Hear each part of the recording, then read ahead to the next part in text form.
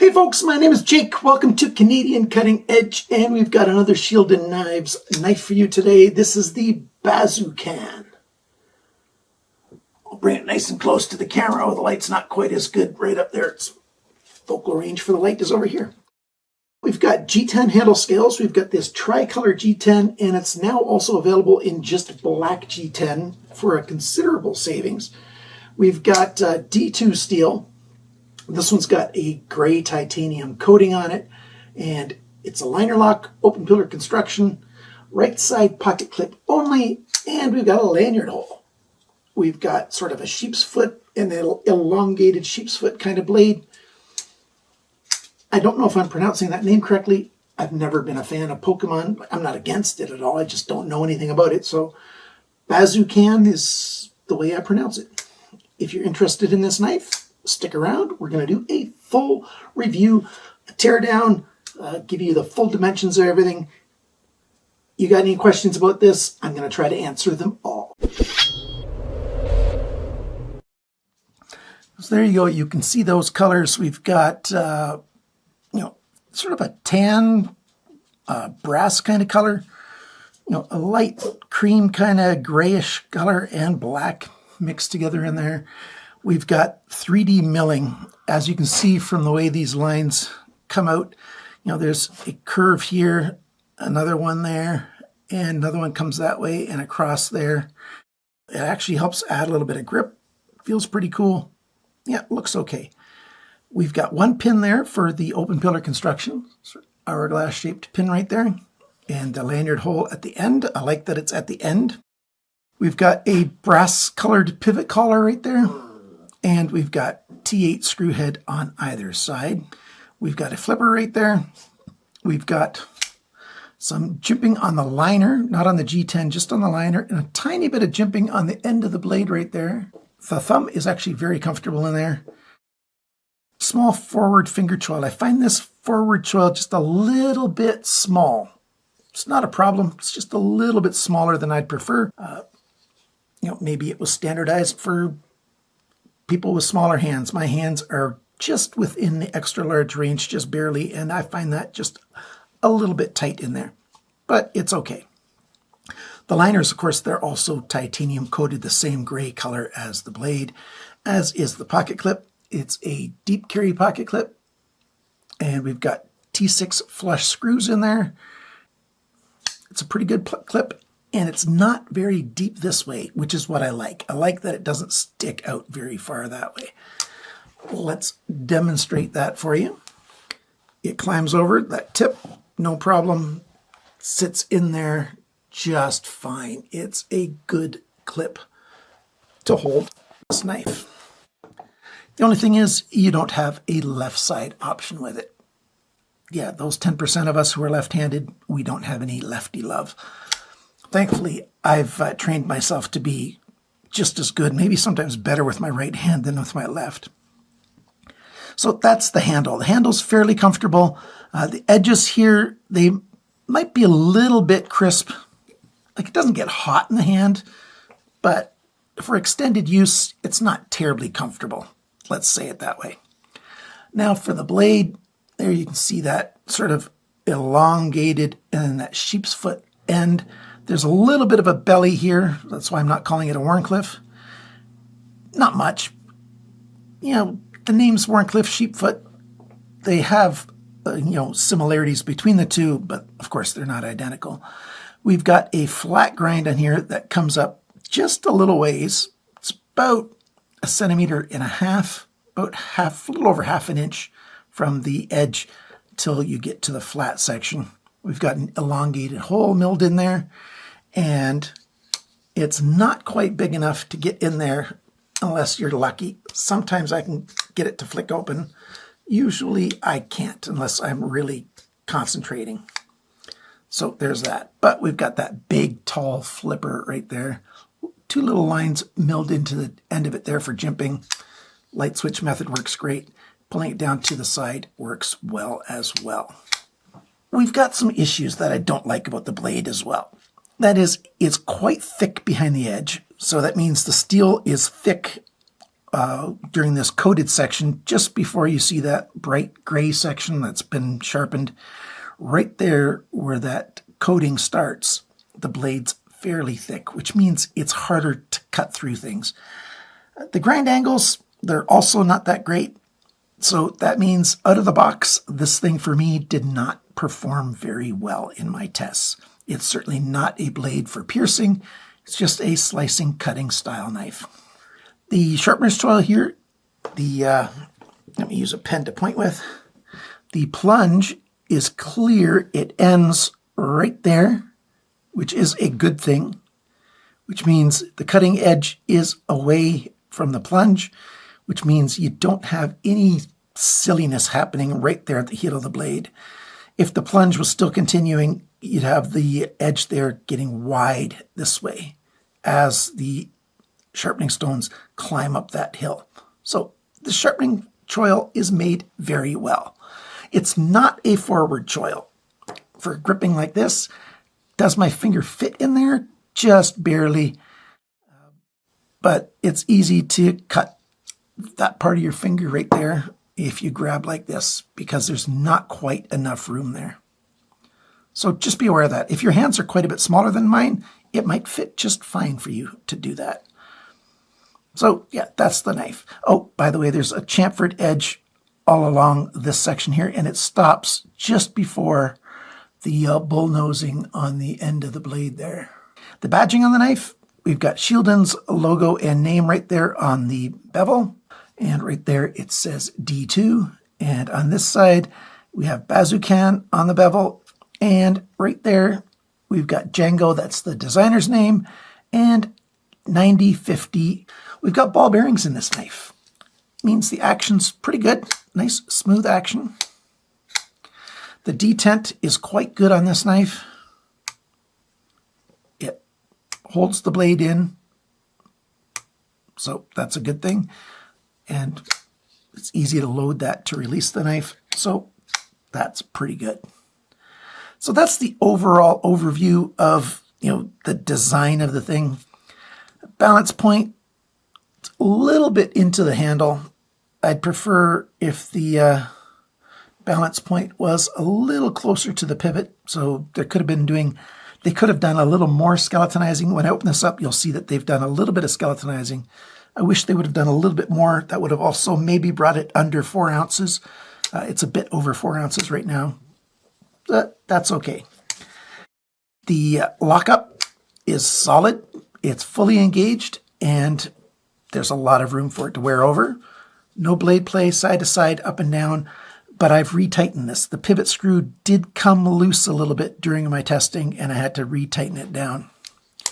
Blade alignment looks like it's right down the middle, just like you want it to be, so that's a good thing. Pretty nice. Pretty nice in terms of the performance of the whole pivot lockup area.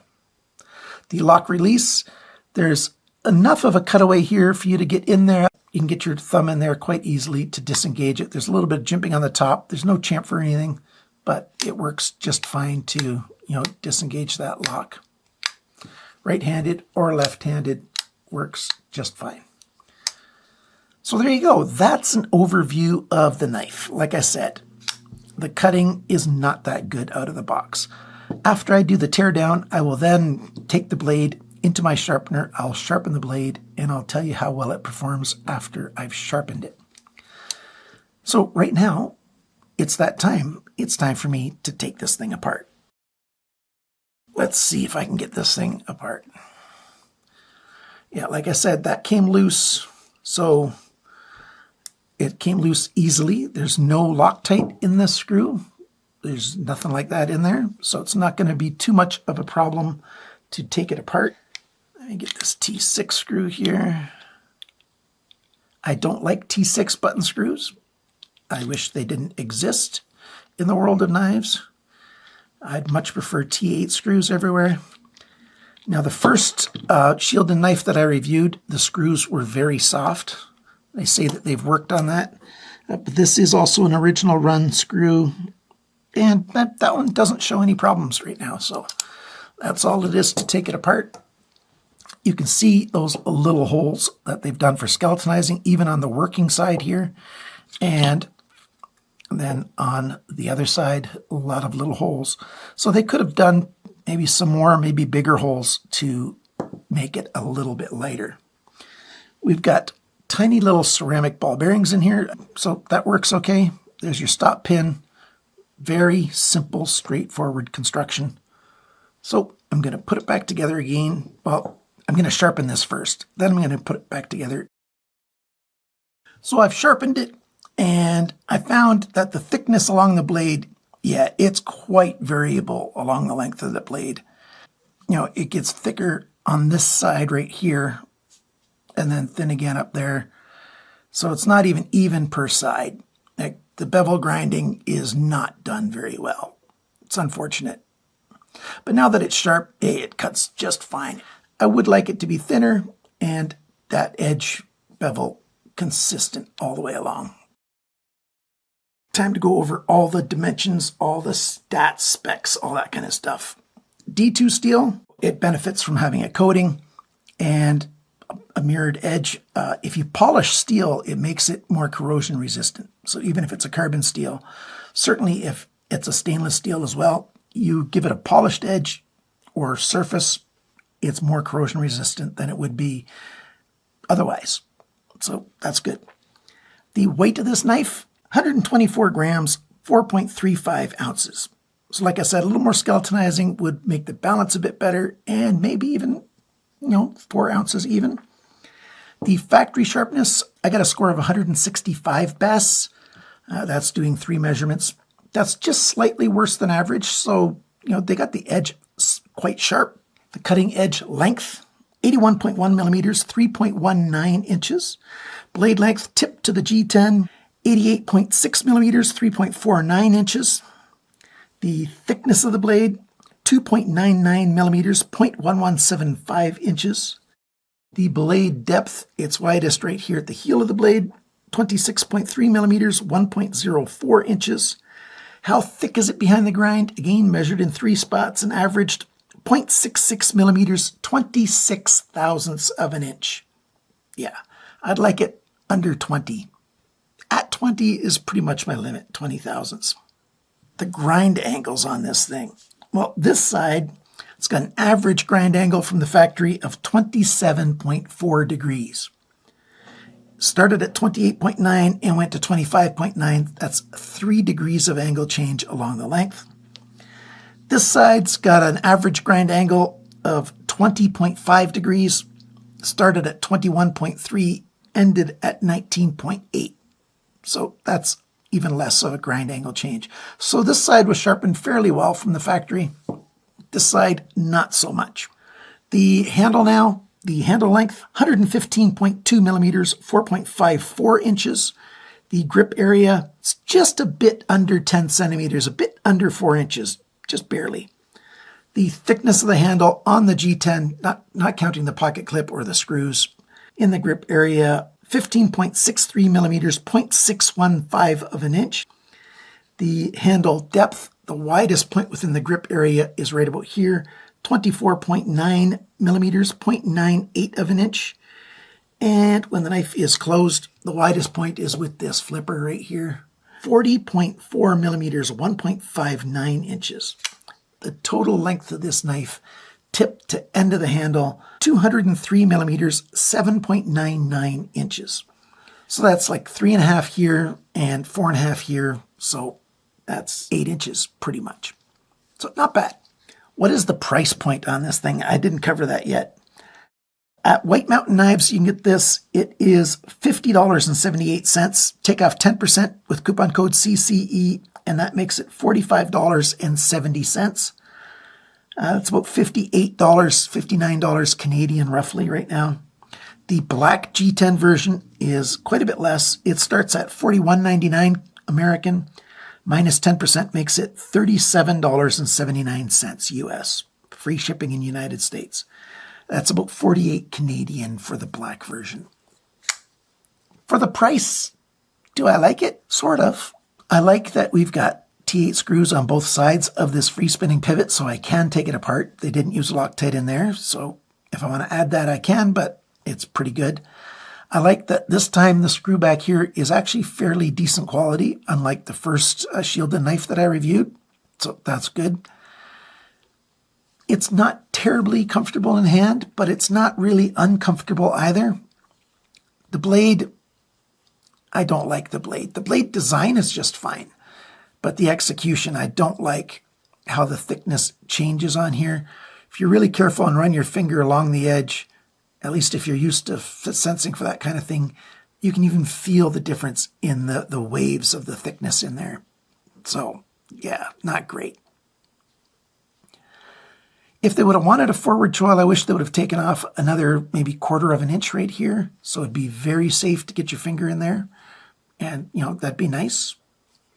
This is a hard-working knife. It's not like a fighting knife or anything because there's no piercing. But it's a good working knife. I just wish it was a little thinner and consistent on the blade there. Pocket clip, yeah, I'd like it to be left friendly as well. It's not that big a deal to me because I'm used to knives in the right hand. The color scheme on this, it's okay. I don't find it terribly attractive, but I don't really think it's all that ugly either. It's neutral to me. So this knife just doesn't have anything that really calls me and says, hey, this is a cool knife. It's not particularly terrible either, but I do hope that they fix the issues with this. And as I've said on other videos, I'm tired of D2 steel being so commonplace, especially on folding knives. It just doesn't make sense to me that they use D2 steel for that. And I think it's mostly because of economics. It's not expensive for them to make and use. I'd much prefer a good stainless steel, even if it's a Chinese stainless steel. So there you go. That's this knife. Are you going to get one? Hey, let me know in the comments what you think of this thing. Thank you very much to all of my supporters, my financial supporters of the channel, and other supporters. You guys are awesome. I appreciate all the help that you give me. And I want you to be careful. Remember, always cut towards your chum, not your thumb.